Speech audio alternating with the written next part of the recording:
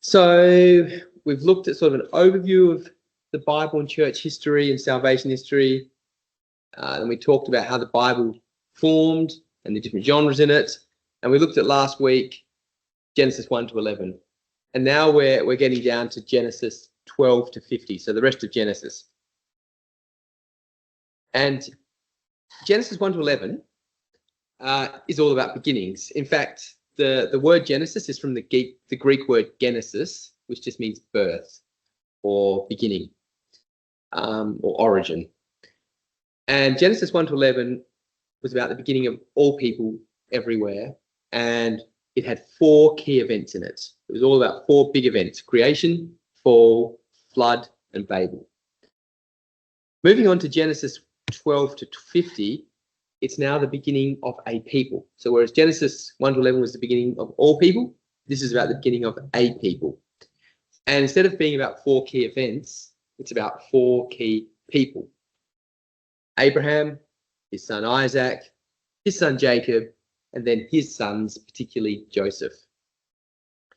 And running through this beginnings of these 4 people into the whole Bible is Genesis 12, starting with the blessing that God gives Abraham, which is all about the blessing that he's going to give to the whole earth, where God says to Abraham, I will make you a great nation. I'll bless you. I'll make your name great. You shall be a blessing. I will bless those who bless you. I'll curse him who curses you. And in you, all the families of the earth will be blessed. So this is a prophecy really about what God's going to do through Abraham to bring all people to himself through Jesus. One thing that's interesting to note about Genesis 1 to 11 versus Genesis 12 to 50 is that God spends only 11 chapters telling us about 4 key events in history, but he spends 40 chapters telling us about 4 key people. His focus is a lot more on people than events. So God cares about people. That's something I think we can pick up from this. It's about people. Some of the people in it are Abraham and his wife Sarah. And connected to Abraham's story, there's his nephew Lot and his first son, not from Sarah, Ishmael. And then the next key person is Isaac and his wife Rebecca. And another person connected to Isaac is his first son Esau. And then the story moves on to his son Jacob and Jacob's wives Rachel and Leah. And then the 12 sons of Jacob. So these are the key people. And the places that this all occurs really, it starts in Ur, which is, I guess, where modern day Iraq is, Babylon. And then it moves through to Canaan, which is where modern day Israel is. And there are a number of towns that just come up again and again and again, which are worth noting. You'll see them as we talk about the story. There's Shechem and Bethel, Salem, a place called Mount Moriah, Beersheba. These are real places. And then it has some interludes into Egypt. So it's all set in that part of the world, real places. You can see on the map there some of the key places: Shechem, Bethel, Ai, Salem, Mamre, Beersheba. And I've just listed there, you can see on the screen, for example, Genesis 12 has 8 places mentioned in it. This is a book that's rooted in history, in geography. And it's all happening from about 2000 BC onwards. Let me see if I can do some shit. So it all happened from about 2000 BC onwards, and it focuses on those 4 people who had long lives: Abraham, Isaac, Jacob, and then Joseph, ending in about 1800 BC or so. All right, there are a few themes that are really key, and as we go through the story of Genesis 12 to 50, you'll see these themes come up again and again and again. First theme really driving Genesis is promise. God makes promises and he forms covenants. A covenant is really solemn oath between 2 friends who love each other. It's a little bit different than an agreement or a contract. A contract is kind of a legal document that can be broken based on two people that don't really trust each other. So they sign a document. It's written to create sort of liabilities, and there are opt-out clauses. That's a contract, sorry. Covenant, on the other hand, is something which is a more sacred connection between two people, where a promise is made between two people, an oath that they're not going to break. It's based on trust rather than distrust. And that's a big theme in the whole Bible, particularly Genesis. And in fact, there are probably 6 covenants in the Bible. The first 5 are in the Old Testament. There's the covenant God makes with Adam. And then there's the covenant he makes with Noah to not flood the earth again, and for Noah to go out and be fruitful, multiply.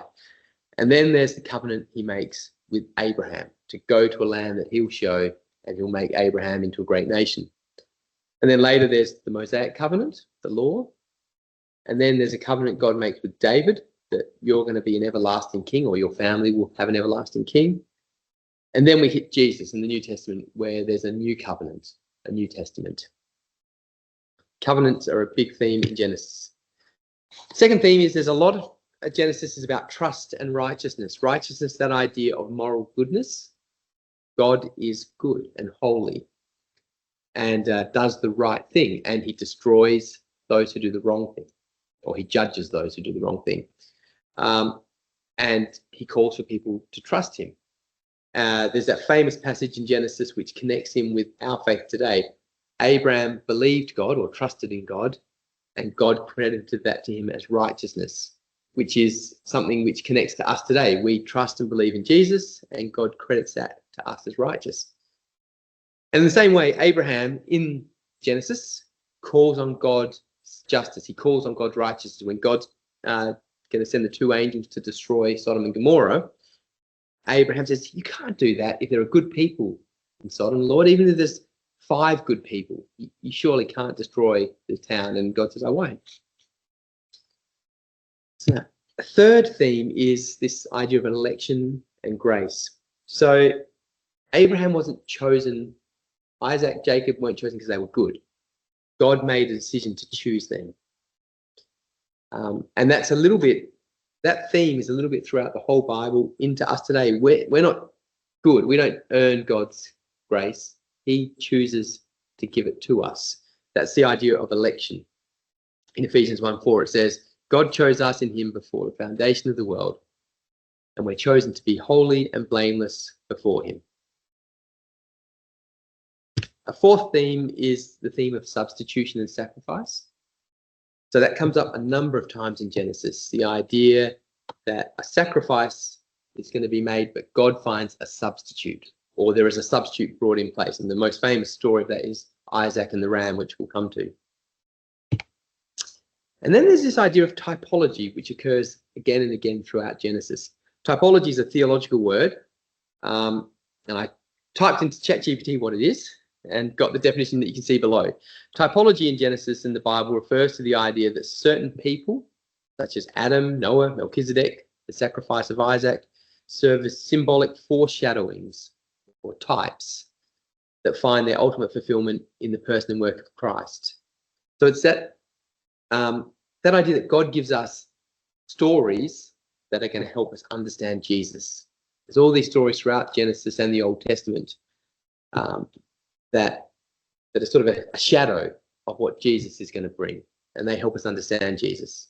Is that one of the reasons that people that come from another culture that don't have any Old Testament training or any Bible stories might have difficulty understanding that they just get, Christianity, the gospel right away without any this sort of help? Definitely. It's why understanding the Old Testament helps us understand the New Testament. There's no rule that says you have to understand the Old Testament to know Jesus, but it opens up a door for us that's not there otherwise. And then there are theophanies, lots of theophanies. So a theophany is God coming down, manifesting himself in this world. That happens a lot in Genesis. And it just shows that God wants to interact. He personally interacts with his people. There's a lot about God's character. in Genesis, and that's seen in his titles that are given to him. So these are some of the titles that are given to God throughout Genesis. They're the ones I've made yellow. El Shaddai, Lord Almighty. El Elyon, the God Most High. Adonai, Master. Yahweh, that's God's personal name.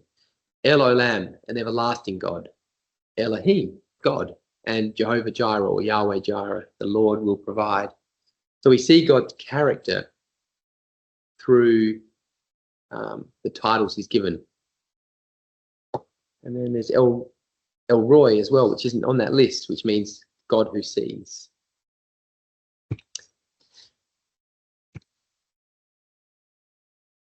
And finally, names come up a lot. So we just listed some names for God, or titles for God, but names for people come up a lot, and names of places come up a lot in Genesis with meaning. There's always a meaning behind names. And this idea, or for example, Abram's name gets changed to Abraham, Sarai gets changed to Sarah, Jacob becomes Israel. And there's this idea that names are linked with purpose, they're linked with identity, with relationship, and there's something very powerful and sacred with names. So with that in mind, let's get into the actual stories of Genesis 12 onwards. But before we look at Genesis 12, let's start with Genesis 11, because it finishes with the genealogy that gets us to Abraham. So Abraham's father was Terah, and Terah took his son Abram, his grandson Lot, and his daughter-in-law Sarai, the wife of Abram, and they set off from Ur of the Chaldeans to the land of Canaan. But when they arrived in Haran, they settled there. So they were already on this journey. And I don't know whether God talked to Terah and called Terah to Canaan and he didn't make it, but there was a journey that they were on. And you can see on the map there, starting in sort of modern-day Iraq, they're heading off up along the river, the logical way you'd go where you've got food and water. They get to Haran, and that's where they stop, and that's where Genesis 11 comes to an end and hits Genesis 12. Remembering this happened directly after the Tower of Babel. And so Genesis 12 then begins with Terah having died and God calling Abraham. Go from your country, your people, your father's household, to the land I'll show you. I'll make you into a great nation. I'll bless you. I'll make your name great. You'll be a blessing. I'll bless you. I'll bless those who bless you. I'll curse those who curse you. All peoples on earth will be blessed through you. And that's the driving force of the rest of Genesis and perhaps the whole Bible. There is a calling that God does for Abraham and a promise that goes with it. God will make Abraham great. And this plan that God has for Abraham is actually a foreshadowing of Jesus, because you can see he's calling Abraham to this new place and he's going to bless all peoples on earth through Abraham's descendants. Again, it's a picture of grace and God's election. Abraham didn't do anything to deserve this. Why did God call Abram? We don't know. It wasn't Abram who deserved it. It was God's decision. But Abraham had faith, and that faith can be seen by the fact he obeys God. He leaves his home. He travels to a land he doesn't know. So there's a link there between grace and obedience, and that is throughout the whole Bible. There's always a link between grace and obedience. Grace comes first, but it needs to be accompanied by obedience. And Genesis 12 has a really interesting contrast.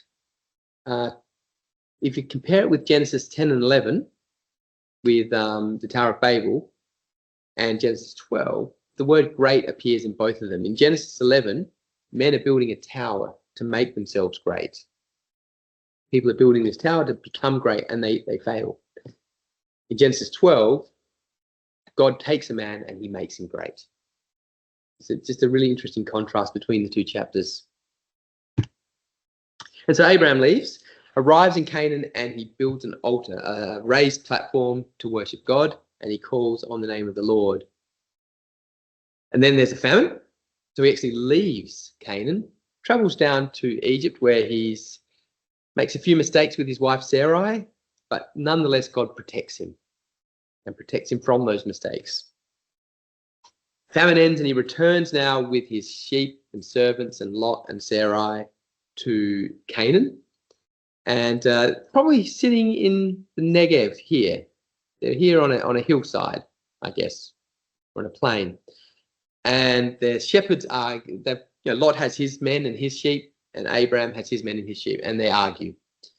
And Abram says to Lot, let's not quarrel between us, between your herdsmen and my herdsmen. We're close relatives. Isn't the whole land before you? Let's part company. If you go left, I'll go right. If you go right, I'll go left. It's a beautiful picture of Abram trusting that God's going to care for him. Doesn't matter where he ends up, God's going to care for him. And so Lot looks down, and he looks down at this region here in grey, around Zoar and Admar and Zeboim and Sodom and Gomorrah, below the Dead Sea. And that was fertile, and that's all desert today. It's all barren, waste, dead. But back then, it was fertile. And so Lot decides to go down towards those cities in the plain with his sheep and his servants. And so Abraham goes the other direction, into the wilderness. And then God comes to Abraham and brings a word to him and says to him, lift up your eyes, look from the place where you are, northward, southward, eastward, and westward. All of it is yours. I give all of it to you. And that was at a place called Mamre, I think. And Abraham built an altar there, and there's actually good evidence of this place existing. So there's a great Bible expedition YouTube clip I put there where he finds where this place was that God spoke to Abram, because it says in the Bible where this is, and so you can follow the evidence and find the settlement that was there. Where was it on the map? It's somewhere around here, somewhere around there. And so then into the next chapter, a war begins. There are 5 cities in that region of Sodom, Zoar, Tamar, and Gomorrah. And they've all got their own chief or kings. And from the north, 4 cities, 4 other towns with each with their own chiefs or kings comes down to attack. And they win the battle, the northern towns, and they capture Lot and drag him off to the north. Don't know why they do that, but anyway, they take him away as prisoner. And Abram goes to the rescue. So it's interesting, Lot's living there, but the towns he's living in, they don't send men to rescue Lot, but Abram goes. I guess blood is thicker than water. And he rescues him and brings him back. And then you have this really odd story that appears. They come back to Salem, which is, you can see where Salem is on the map. Come back to Salem there and stop. They're coming back south to Salem, and they stop. And a man called Melchizedek comes out to greet Abram, and he's the king of Salem, and he's also the priest of the Most High God. It's just a really odd story. Melchizedek, king of Salem, brought out bread and wine. He was priest of the God Most High. He blessed him and said, blessed be Abraham, by God Most High, possessor of heaven and earth. And blessed be God Most High, who has delivered your enemies into your hand. And Abraham gave him a tenth of everything. So Salem means peace. So it's a town which has the name Peace. It later becomes Jerusalem, city of peace. And Melchizedek, Hebrew word that means king of righteousness. And this king is also priest, which is a very odd thing. In the ancient Near East, priests and kings were always separate. They were never this. There was never both a king and a priest. There was always a priest and a king. But Melchizedek's different. He's both. If you take, for example, ancient Israel, in years to come, they'll have the tribe of Judah. The kings will come from the tribe of Judah, and the priests will come from the tribe of Levi. But Melchizedek's different. He's both priest and king. And there's bread and wine in there, which is a very odd thing, isn't it? And so it's really strange, this story. It just pops up in the middle of nowhere. And it makes you wonder, is this a foreshadowing of Christ? Not Chris. In Psalm 110 later, we can read that it's a messianic psalm about the Messiah, and it says, you are a priest forever in the order of Melchizedek. And then in Hebrews, in the New Testament, the writer of Hebrews said, Jesus is Christ in the order of Melchizedek. So there's some connection there between Melchizedek and Jesus. So no one knows who Melchizedek was. There are all sorts of ideas if you read commentaries. Probably the most common belief is that he was a Canaanite king who believed in one God. Just the monotheistic king, didn't have many gods. But there are some people who say actually they think Melchizedek was Jesus. And some people say, we think he was Shem. There are different reasons for those beliefs, but I don't think anyone knows. And I like God's title there, God Most High. So after this meeting with Melchizedek, God returns to Abraham in a vision and gives him a promise where he takes him outside and God says, look up at the sky, count the stars, if indeed you can count them. And he said to him, so shall your offspring be. And Abraham believed the Lord, and he credited it to him as righteousness. And then a really odd story happens. The covenant is formalized. In the ancient Near East, particularly in the Hittite culture, they would formalize covenants by cutting animals in half. The two parties would cut animals in half, they'd make a path between them, and then they'd walk in between the animals. And it was called cutting a covenant. And the idea was, if I break this covenant, then what has happened to these animals may have happened to me. So that's the idea of the covenant, and both parties would walk through. But in this particular covenant, Abraham falls into a sleep, and a torch, a fire, and a smoking pot of smoke appear and float between the animals. And that's an image of God's presence, it's a theophany. God is present in the fire and in the smoke, just like he was in Exodus, in the cloud of fire and smoke. And he goes through, God goes through between the animals, but Abraham doesn't go through. So it's a unilateral covenant. In other words, if this covenant is broken, who's going to get cut? Who's going to be broken? Not Abraham. It's God who's going to suffer if the covenant's broken. Again, it's another foreshadowing of Christ. So Abraham has that faith and is declared as righteous in God's sight. And then the very next chapter, he loses faith in God because he hasn't had the son that God's promised. And so Sarai, Abraham's wife, gets increasingly concerned and takes her servant Hagar and says to Abraham, sleep with Hagar, she'll become pregnant, and that'll be my son that you have, which is exactly what happens. Hagar gets pregnant, and of course Sarai gets very jealous, and she treats Hagar incredibly poorly, so Hagar actually runs away, becomes homeless. But while she's homeless, an angel of the Lord finds Hagar and says to her, return to your mistress.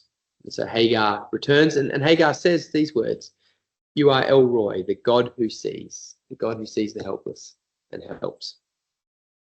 And then Hagar bears Ishmael, who becomes father of the Arabs. The next chapter, God reaffirms the covenant. When Abraham was 99 years old, the Lord appeared to him and said, I am God Almighty. Walk before me and be blameless. My covenant is with you. You shall be the father of a multitude of nations. And Abraham, of course, he says to God, how can this be? Can't Ishmael be my covenant bearing?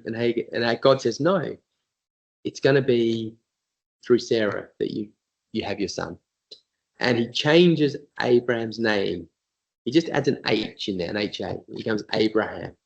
And he changes Sarai's name, adds an H in. She becomes Sarah.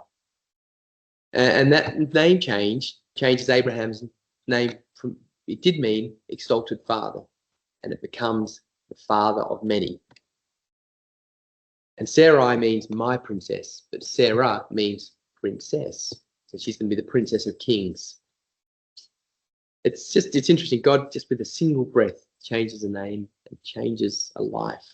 It's made me think of the Holy Spirit, thinking about that, just that breath, that slight change in sound. And then God calls on Abraham to do circumcision, a sign. On the 8th day, any son that you have needs to have circumcision, which is where the foreskin around the penis is cut off. And it has to be on the 8th day. It's a very odd thing to ask. And Abraham, I wonder why, Abraham probably thought, why the 8th day? And I was thinking about this, and I looked up vitamin K deficiency. When babies are born, they're born without vitamin K, and they get it through their mother's breast milk. And they're deficient without additional vitamin K given through an injection, which we do today. Babies are deficient in vitamin K, and they get something called classic vitamin K deficiency, where they can bleed. If you don't have enough vitamin K, you bleed a lot. And that lasts for 7 days. And that's when vitamin K deficiency usually disappears because of the breast milk. And so it's a really amazing thing. God's asked Abraham to do circumcision on the 8th day. No idea why that would be, but it's just a good sign when God tells you to do something. You don't understand why. God's got a reason. And circumcision, of course, was a thing for the Jews, but it's actually something which is deeper than a physical change. In Romans, it says, "For no one is a Jew who is merely one outwardly, nor is circumcision outward and physical. A Jew is one inwardly. Circumcision is the matter of the heart, by the Spirit, not the letter." So circumcision was something for Jews, but in the New Testament, it's something to do with our change in heart that happens. So directly following this, Abraham is at his tent, and he has 3 visitors, 3 men, and he immediately recognizes one of them to be God. Some people say the 3 men are the Trinity, but later on in Genesis, it talks about one being God and the other 2 being angels. And so what do you do when angels and God come to dinner? You serve them bread. And Abraham says to Sarah, "Sarah, go get the best flour and make some bread." So that's what they do. And as Sarah's baking the bread, she's behind the tent, and she's hearing these 3 men talk to Abraham, and God promises Abraham a son in 9 months' time. He says, "When I come back in 9 months," or maybe he doesn't say 9 months, "when I come back, you will have a son." And Sarah laughs because she doesn't believe it. It's not a happy laugh. She's 90. It's a sarcastic laugh. And God hears this, and he rebukes her and says, "Is anything impossible for God?" And then God tells Abraham what he's planning on doing. And he says, "I'm going to go down to Sodom. I've heard about how evil the people are there, and we're going to destroy that city." And Abraham appeals to God's justice. He says, "But there's going to be good people in that city. You can't destroy it." And God says, "I won't. If there are good people, I won't destroy it." Abraham bargains with God, and God listens. It's almost like a prayer. It's almost like an image of us being able to bargain with God. If we can appeal to God's character, I think he wants us to do that. So anyway, God leaves, and the 2 men head down towards Sodom and Gomorrah. They visit the town. They meet Lot, and Lot invites them to stay the night. Lot, Abraham's nephew, remember, living there now. He invites them to stay the night. And so they go to stay the night in his house, and the men of the city, who clearly are evil, turn up, try to bang down the door, saying, "Send the 2 men out. We want to sleep with them. We want to rape them." Lot goes outside. It's a pretty horrible story, really. Lot went outside to meet them and shut the door behind him and said, "No, my friends, don't do this wicked thing. Look, I have 2 daughters who've never slept with a man. Let me bring them out to you. You can do whatever you like with them, but don't do anything to these men. They've come under my protection." I know, it's an awful story, isn't it? But it goes to show, I think Lot knew these men were from God. And he knew how evil this was. But I guess when we look at the men of Sodom and Gomorrah, you see how evil they were. But in Ezekiel, it explains more what their evil was. And this is what Ezekiel says about the men of Sodom and why they were judged. He said, because of their pride, their gluttony, their laziness, their lack of care for the poor and the needy. So although the story sort of seems pretty barbaric to us, the people in this town were pretty evil. And so there are 4 people rescued. The 2 men take out Lot, his 2 daughters, and his wife, and say, "God's going to destroy this town tonight. And don't look back." And so they're running up the hill to escape, and Lot's wife looked back, and it says she became a pillar of salt. I looked up salt and what it can symbolize in the Bible. And in Deuteronomy 29:23, salt is symbolized as a curse. Later on, Jesus symbolized as something that preserves, but in Deuteronomy, it's a curse. And so Lot's wife, I guess, looking back, is cursed. And then this really odd story happens. I'll show you first that little burning sulfur ball. So if you go to the Dead Sea now and the area where Sodom and Gomorrah were meant to be, it's all desolate, destroyed. But there are a number of towns that are being dug, which show that they were destroyed by fire and by burning. And you can find sulfur balls in all around that area.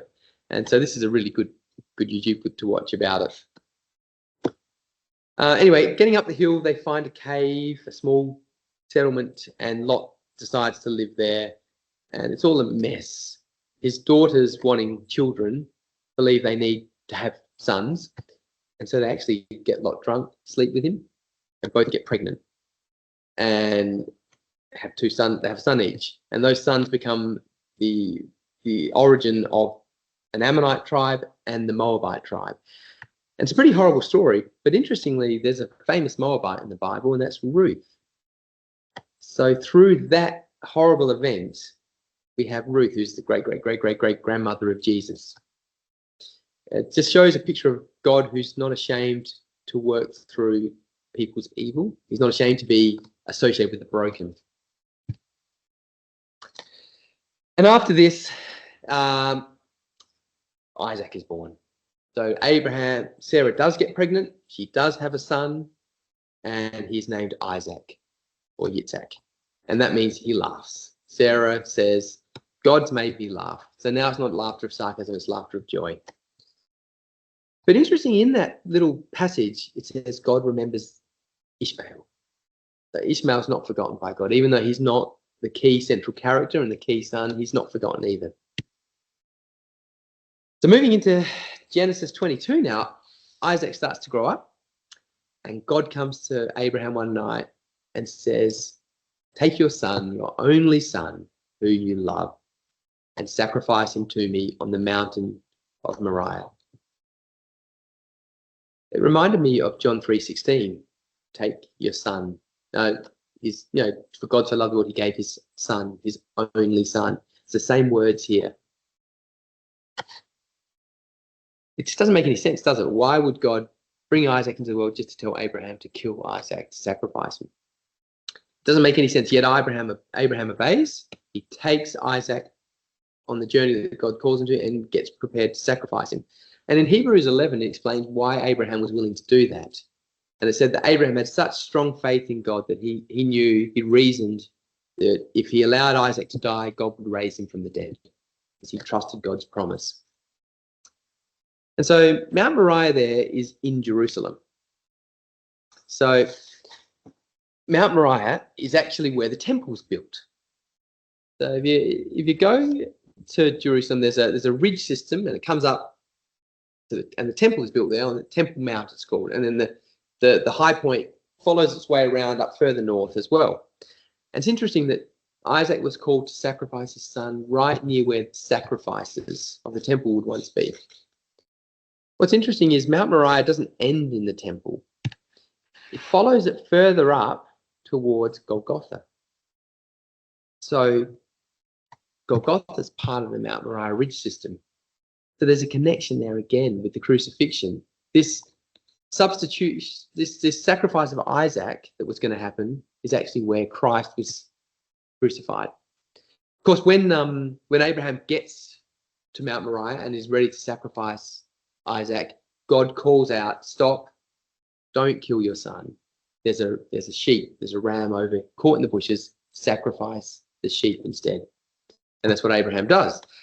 And Abraham names the place then Yahweh Yireh, Jehovah Jireh, the Lord will provide. To this day, people still use that name as a proverb. On the mountain of the Lord, it will be provided. But there's that substitutionary sacrifice all the way back in Genesis 22, which is going to be replicated 2,000 years later when Jesus is sacrificed in place of us. Sarah then died, And Abraham really wanted Isaac to get married. So he sent his servant Eliezer, which means God is my help, off to his family back in Haran, I think, to find a wife from his family, from his extended family. And so Eliezer turns up in the town and he meets Rebecca, who happens to be a relative, a distant relative of Isaac and of Abraham. And Rebecca agrees to go. Rebecca's brother, by the way, is Laban, who will come up in the story again. Rebecca agrees to go back to marry Isaac. And as I was rereading this story, I just was really struck how in this story of Isaac and Rebecca, there's not a lot is said about them, but they were both willing just to trust God and be used by God. Isaac was willing to follow his dad up a hill and be sacrificed and to accept the wife that his father had found for him. Rebecca was willing just to accept going with the servant to get married because she trusted that was God's plan for her. I think it's quite a beautiful picture of just being able to accept and follow God's leading. And after they're married, Abraham died. And then we have the story, very brief story of Ishmael's line, his genealogy, his 12 sons. So it's interesting. There are 12 tribes of Israel, but Ishmael also had 12 sons. And it talks about them settling in Arabia and that and his sons were wild donkeys. In other words, they were strong, stubborn, nomadic people. And it says that they will always be at war with Jacob. And that's still true to this day. But God blessed Ishmael's family. He didn't forget Ishmael. And it's nice. It's just something beautiful about seeing God. God's got a central redemptive plan, but he blesses other people and doesn't forget other people who aren't necessarily part of that central plan. And then the chapter 25 ends with Rebecca pregnant. So the wife of Isaac is pregnant, and it's a very difficult pregnancy. And God speaks to her and says, 2 nations are in your womb. 2 peoples from within you will be separated. One people will be stronger than the other. The older will serve the younger. So she's bearing twins. And she gives birth. And she has 2 boys. One of them's hairy. So she names him Esau, which means hairy. And the second one's holding on to his heel. So she names him Heel Catcher, or Jacob, who's born second. So obviously, as Esau's the old one, he's the one that gets the inheritance. He's the one that gets the blessing from the father. And yet God has made a prophecy or promise the older is actually going to serve the younger. And so Esau grows up, Jacob grows up, and Esau is very impulsive and quite selfish in a way. After hunting one day, he comes home very hungry. Jacob is making some soup, and he's willing to sell. He wants to eat so much, he's willing to sell his birthright, his inheritance, for a bowl of soup. And it shows Jacob is pretty horrible too. He's shrewd, calculating, selfish, setting up a terrible family dynamic there. Yet the story ends with not any criticism of Jacob, even though Jacob's clearly done the wrong thing. The story ends with it saying how Esau is at fault. He despised his birthright. But it's interesting to see that God is now going to work through Jacob. So God can work through a sinner. Someone as bad as Jacob becomes the father of the Israelite people. And then God reaffirms his promise to Isaac. Same thing he said to Abraham. I'll make your descendants numerous as the stars. They'll be blessed. All nations will be blessed because Abraham obeyed me and did everything I commanded. Isaac, the story repeats itself. There's a famine. This time, though, Isaac moves to Philistia rather than Egypt to get away from the famine.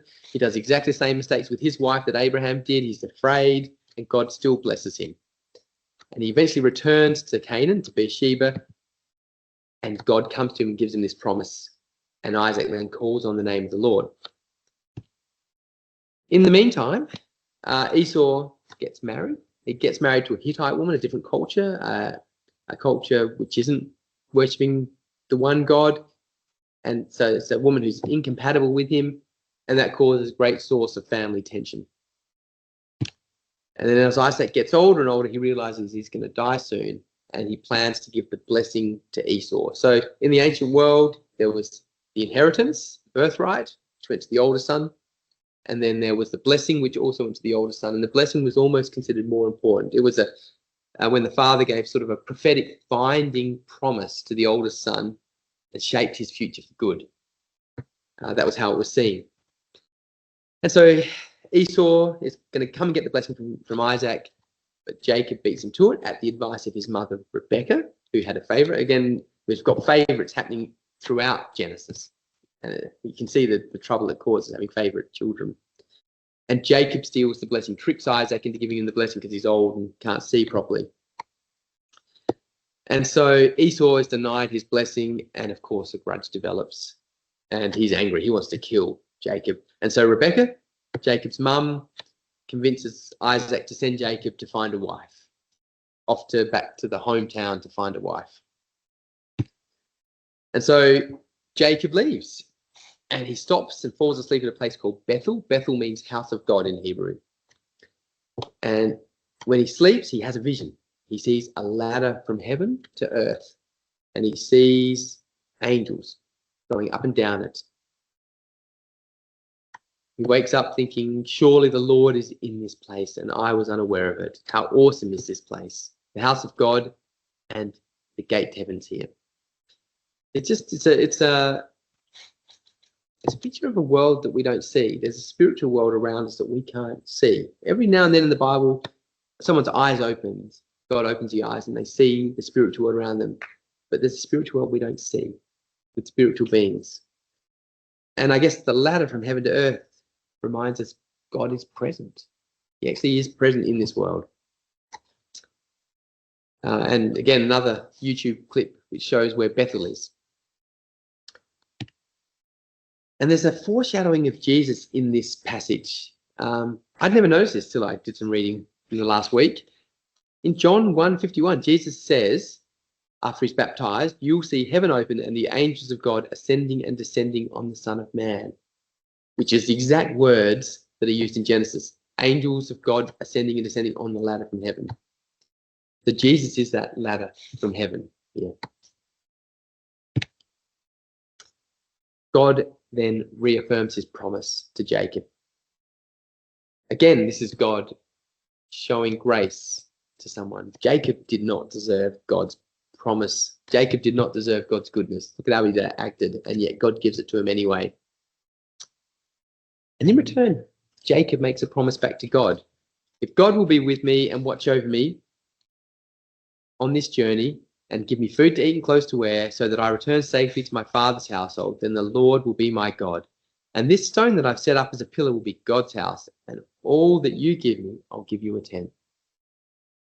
So God's going to be his God. So he gets to his hometown, or his family's hometown, and visits Laban. Laban is, I guess, a distant relative, and he sees Laban's two daughters, Rachel and Leah. And Rachel is beautiful, Leah is ugly, and he falls in love with Rachel. And Rachel's the younger one, Leah's the older one. And he makes an agreement with Laban. I'll work for you for 7 years if I can marry Rachel. So he works for Laban for 7 years, and he marries Leah. Because in those days and in those cultures, and they still do this in Saudi Arabia, you have the marriage with the wife entirely covered up. And so he ends up marrying Leah, and he wanted Rachel. And so, of course, he has a big argument with Laban, who says, okay, just have your marriage week with Leah, and then you can marry Rachel, but you have to work for me for another 7 years. So he then marries Rachel and works for Laban for another 7 years, and they bring with them their servants, their servant girls, Silpah and Bilhah. And over this time, the next 7 years as they're married and beyond, he loves Rachel and doesn't love Leah. And I feel so sorry for Leah. And Leah's miserable. But she gets pregnant. And she says, it's because the Lord has seen my misery. Surely my husband will love me now. She says that when the first son is born, Reuben.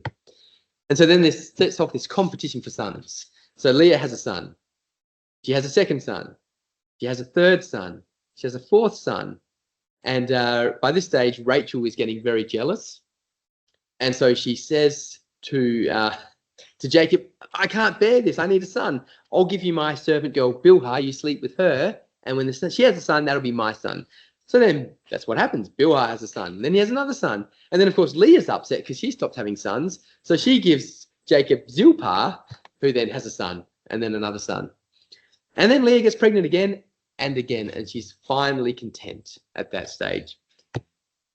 By the way, Rachel in all of this, when her servant girl Bilhah gets pregnant for the first time, she's happy. She says, "In my great struggle, I have wrestled with my sister and won." So she was quite pleased that she gave away her servant girl because she had a son through him. And it's interesting. Reuben, by the way, just means behold a son. So when Leah first got pregnant and had her son Reuben, she wanted to show her husband, "Look, I've had a son for you." So she named him a son. In the mix, by the way, she traded in some mandrakes to Rachel so that Rachel would give Jacob to her for the night to sleep with her, and she had a son that night. So there was a big competition for sons. And then finally, Rachel had a son, Joseph, and he becomes the next main character of the story. So we've got now 11 sons here, 6 from Leah, 2 from Bilhah, 2 from Zilpah, and 1 from Rachel. In this time, Jacob's getting rich. God is really blessing him. So he's working for Laban, but he's building up his own flock of servants and sheep at the same time. And all of Laban's sons become extremely jealous. And they say to Laban, "Look, Jacob's taken all that was our father's." They're all getting rich, but they're jealous of Jacob because he's the richest. He's gained all this wealth. So Jacob saw that Laban didn't regard him with favor as before. So the Lord said to Jacob, "Return to the land of your fathers, to your kindred, and I'll be with you." And so Jacob sets up a plot to flee Laban. He leaves in the middle of the night so that no one knows he's leaving with his wives, servants, sheep. And Rachel steals Laban's household gods, his idols, interestingly.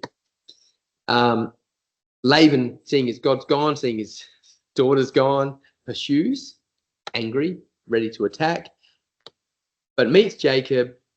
Rachel hides the gods, calms Laban down. Laban doesn't know that Rachel's stolen them. And Laban makes a covenant with Jacob, basically says, "I'll stay on this side of the land, you stay on this side, and we won't harm each other if we stay apart." And so a covenant is made. So Jacob continues towards his home, knowing that he's going to be meeting Esau, the brother that he wronged. And he prays. As he's going, angels of the God met him. And Jacob says, "God, my father Abraham, God of my father Isaac, Lord, you've said to me, return to my country, to your relatives. I'm unworthy of all the loving kindness and all the faithfulness you've shown me. With my staff only, I crossed this Jordan River, and now I've become 2 companies. But you said that I'll make you prosper, and I'll make you have lots of descendants." So Jacob actually prays, and then he makes a plan. The plan seems pretty cowardly to me, but he's done it after praying, so maybe God actually suggested that plan to him. And he sends the sheep and the servants ahead, the servant girls ahead, then Leah, and then Rachel. They all go ahead in that order towards Esau, hoping that Esau will see this as gifts for him and forgive him. And he stays and sleeps the night. And a man turns up. And this is another theophany. It's God who turns up, Jesus who turns up. And it's a very strange story. This man wrestles with Jacob all night. And Jacob can't be overcome, and God can't be overcome. And then the man touches Jacob's hip, and it dislocates, and he loses. And I had to look up what a hip symbolized in the ancient world, but it symbolized in ancient Israel strength and mobility. So God's breaking Jacob's strength, his self-sufficiency, his independence. And it just reminded me of 2 Corinthians 12, which says, Paul wrote, "My power is made perfect in weakness." So sometimes God wounds us to bring about our healing. And I think that's maybe what he was doing there to Jacob. Jacob knows he's met God. And God changes his name, Jacob, to Israel. So that's where the word Israel comes from. God changes the name. And Israel means something. It means one who struggles with God. And then Jacob names this place Peniel, which means face of God. Because he says, I've seen the face of God and I live. And he asks God his name, and God doesn't tell him his name. And so he moves forward now towards Esau. Esau's met all the servants and the wives. Esau forgives Jacob. It's perhaps one of the most beautiful stories in Genesis. And interestingly, as Esau's forgiving him, Esau invites him to Edom, to Seir, which is Edom is the land that Esau created, the people from Esau. But Jacob doesn't go. He actually says, I've seen your face. It's like seeing the face of God, since you've received me favorably. But he doesn't go with Esau. Instead, he follows God's instructions, because God told him to go back to Canaan, not to go to Edom. And so Israel's learned something. He's learned to listen to God, to follow God. He stayed diplomatic. He stayed humble. But he's willing to separate himself from his brother to remain dedicated to God. And then he builds an altar to God and calls on the name of God. Then there's a very odd story about Israel, or Jacob's sons. And he's got a daughter called Dinah who gets raped. And his son, Dinah's brothers, end up killing all the men of the town who raped Dinah. And it's a terrible story. You know, everything about it is bad. But it just shows the chaos that comes following sin. And in it, Jacob, or Israel, he failed as a leader. He was very passive. He didn't take charge of the situation. He just let his sons go off and commit a terrible act of destruction. And it ends with fear and shame, this chapter. It's a terrible chapter, but I guess it just shows that Genesis is telling us what happened. It's not telling us the way we want things to be. It shows us what happens, warts and all. But God's still willing to work through imperfect people, sinful people. And at this stage, Israel finally gets rid of all other gods. He buries his household gods. He calls on his family to purify themselves. It's an end of the idolatry. So Israel, or Jacob, was worshipping God, but his family was worshipping all these other gods that Rachel had stolen, if you remember. But he finally gets them buried and gone, and he now commits fully to God. He returns to Bethel, remember the town that means house of God, and God affirms the promise to him. God says to Israel, or to Jacob, I am God Almighty, be fruitful and multiply. A nation, even a company of nations, shall come from you, and kings shall descend from you. And Israel calls God El Shaddai, God Almighty, at this point. And his final son is then born to Rachel, Benjamin. And Rachel dies in childbirth. And she gets buried in Bethlehem.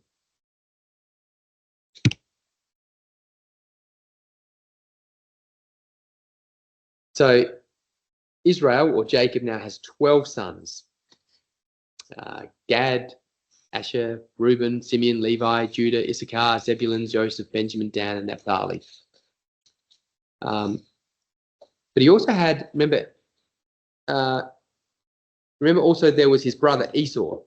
His brother Esau also had lots of sons, and they became people known as the Edomite people, and they moved south of Israel, and they flourished very rapidly, much more rapidly than the Israelites did. And they became powerful kings. The genealogy is told at the end of chapter 36. But although they succeeded materially, they didn't succeed spiritually. They had success of the flesh, human success, but they didn't have eternal success. The eternal success is going to come to the people of Israel, or the sons of Jacob. And so then the story now moves into the final son, Joseph, and his 11 brothers. So Joseph is introduced in chapter 37 of Genesis, and he is the favourite. Again, we got favourites. They occur way too often in Genesis. Jacob's favourite son is Joseph, and he makes him a coat of multicolours. He's also a dreamer, and he has these dreams that are actually from God. One of them is 11 bundles of wheat bowing down to him. Another one is the moon, the star, and 11 stars bowing down. And obviously they're interpreted as the brothers and his father and mother bow down to him. And he tells his brothers that. And so jealousy really, really develops. And then we follow the story of Joseph through in the rest of Genesis. And Joseph is a type of Christ in that he represents, or he's teaching us, the stories of his life help us understand Jesus better. There's a connection between Joseph and Jesus. For example, both were despised, both went to Egypt, both returned from Egypt, both were arrested, both were falsely accused. You'll see all these things happen to Joseph. All these same things happen to Jesus.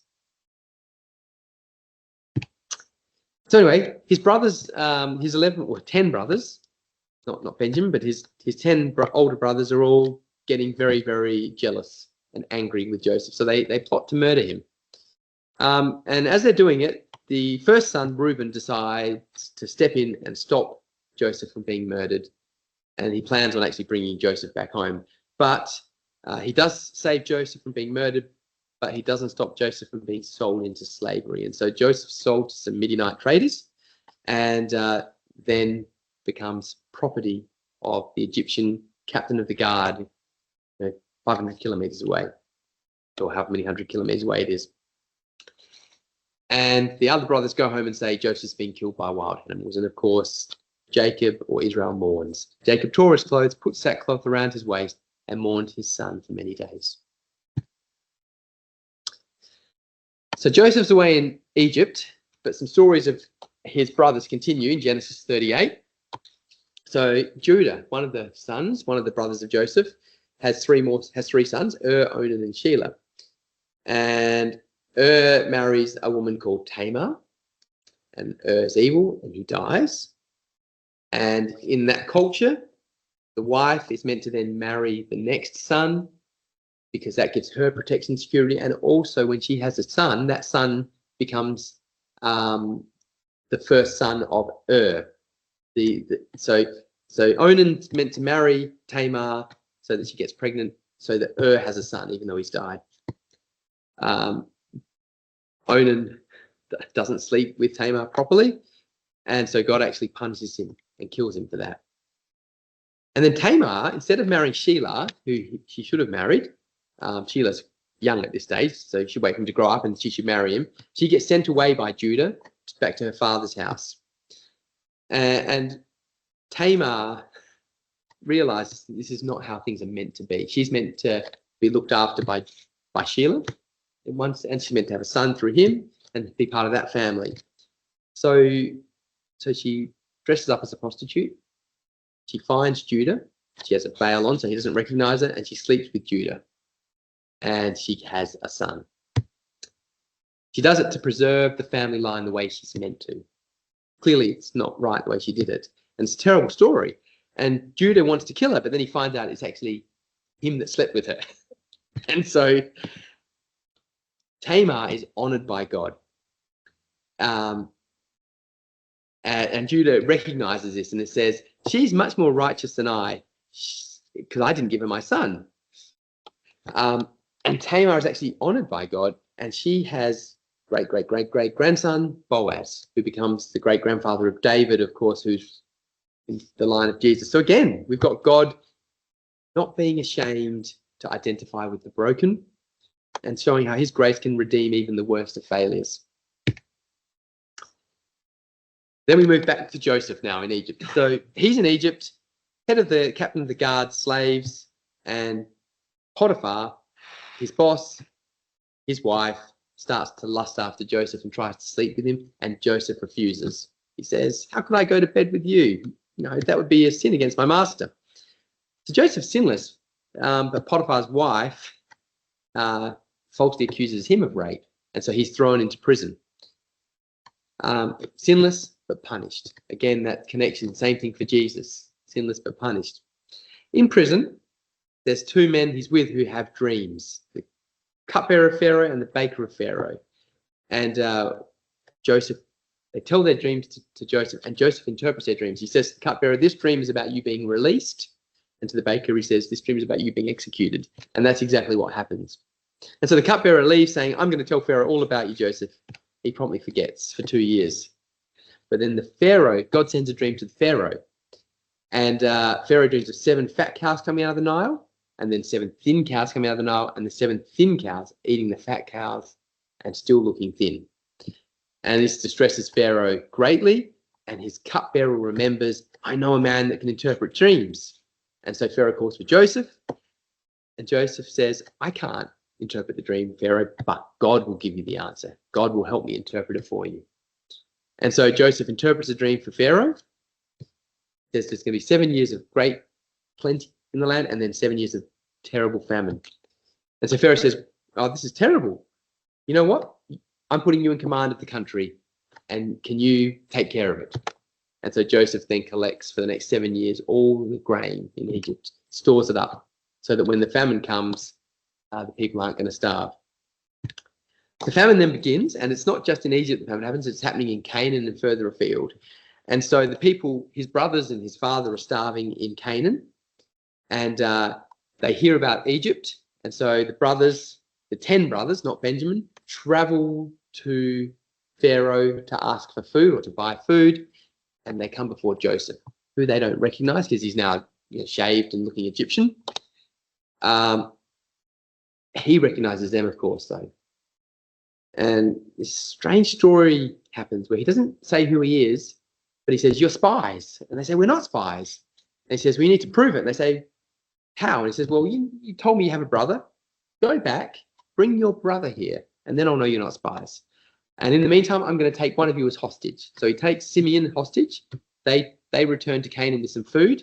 They run out of food. The famine gets worse, and they're starving again, and they want to go back. But Jacob, or Israel, says, I'm not going to give Benjamin to you because you will lose Benjamin. He's got a new favorite son. But they're starving, so they have to go back. So eventually they go back to Egypt with Benjamin. Benjamin, remember, is the biological full brother of Joseph. And Joseph brings him in and gives them a feast. He doesn't tell them who he is yet. And he gives Benjamin 5 times the amount of food of every other brother. It seems a bit weird, but I think he was testing to see the brothers, had they changed? Were they still jealous, or were they now no longer jealous? He sends them on their way with all sorts of bags of food and grain, and he puts his special silver cup in Benjamin's sack. And then he sends his guards after them and says, one of you has stolen my special silver cup. And he says, whichever one of you it is, that man is going to be my slave, and the rest of you can go. They open up Benjamin's sack, and there it is. And he says, right, you're my slave. But Judah comes forward and says, don't take Benjamin, that will kill my father. It really will. Take me instead as your slave. And so Joseph knows now the brothers have changed. They're no longer vindictive like they were. They've changed. And he breaks down and weeps and reveals himself. He says, I am Joseph. And he invites them all to Egypt. And so they go to Egypt. In the story of them going to Egypt, 70 people are mentioned, 70 sons and grandsons. It's interesting. 70 go to Egypt. At contrast with 70 nations. Remember, there were 70 nations in Genesis 10 in the table of nations. Maybe there's a connection there. God's showing his redemptive plan is for all 70 nations through all 70 sons and grandsons of Israel. There's that connection, I think, there that was meant to be drawn. And then it links in later on in Luke 7. Jesus sends out 70 disciples to preach, heal, and prepare the way. Again, I think there's a link between all of these numbers, and God wants us to see that link. In the Septuagint, it says 72, by the way, and some versions of Luke say 72, depending on which document's used. And then the book finishes with Israel, or Jacob, blessing every son, all 12 sons. Interestingly, he adopts Ephraim and Manasseh. So Joseph has 2 sons, and he adopts them as his own. So they become sons of Israel. So that makes 13 now, or 14. Well, he doesn't. If we don't count Joseph as a tribal son of Israel, there are now 13 sons of Israel. So why are there only 12 tribes? And that's because usually when we talk about 12 tribes of Israel, we talk about the 12 that were allotted land. Levi, the other son, he wasn't allotted land. because he was the priestly line, and so he lived in all 12 of the tribal lands. So that's how there's 12 tribes, even though there's 13 sons now that Jacob has adopted, Manasseh and Ephraim. And then he blesses each one. And some interesting things to note are Ephraim and Manasseh are brought to Jacob to be blessed, and the older one is placed on the right, the younger one on the left hand. But Jacob crosses his hand and blesses the younger one as being ruler over the older one. So again, it's God choosing the unexpected. And then when Reuben and Simeon and Levi are brought to Joseph to be blessed, Joseph rebukes each one of them for the sins that they committed. Just remind us that sin has consequences. And then when Judah is brought for blessing, there's an explicit messianic prophecy made when Israel or Jacob says, "The scepter shall not depart from you, Judah." The scepter, that's a royal blessing. So Genesis ends with Joseph saying, "You meant evil against me," to his brothers, but God meant it for good. That's how Joseph understands all of these events. God working through evil. And then the very final verse of Genesis is, Joseph died, was 110 years old. They embalmed him, put him in a coffin. Great way to end a book, isn't it? So Genesis began with life and blessing in Eden. And it began with, in Genesis 12, with a promise to Abraham at Shechem. But it ends not in the promised land, not with life, but with death in a coffin in Egypt. But there's a feeling of anticipation coming because Joseph's coffin doesn't remain in Egypt. In fact, in Joshua 24, it's going to be returned to the promised land with the Exodus and into Joshua, and he's going to be buried at Shechem, where it all began. So that's a run through of Genesis. Here are a few links in there, but questions, comments, thoughts?